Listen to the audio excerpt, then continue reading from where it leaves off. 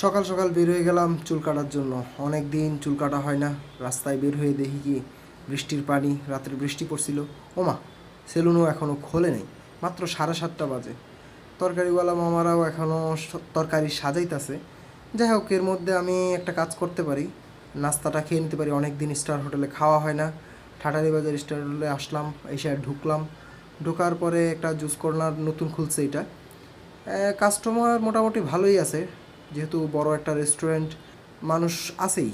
আমি আমার অর্ডার দিয়ে দিলাম, খাবারের জন্য অপেক্ষা করতেছি করতেছি করতেছি, খিদাও লাগছিল।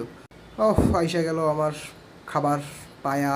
আর এটা হচ্ছে রুমালি রুটি, অনেকে চাপাতিও বলে।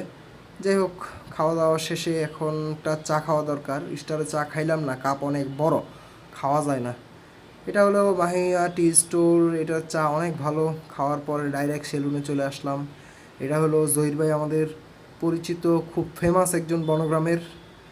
উনি খুব ভালো চুল কাটে, সবসময় তো ওনার কাছ থেকে কাটাই, আর আমি এভাবেই চুল কাটাই।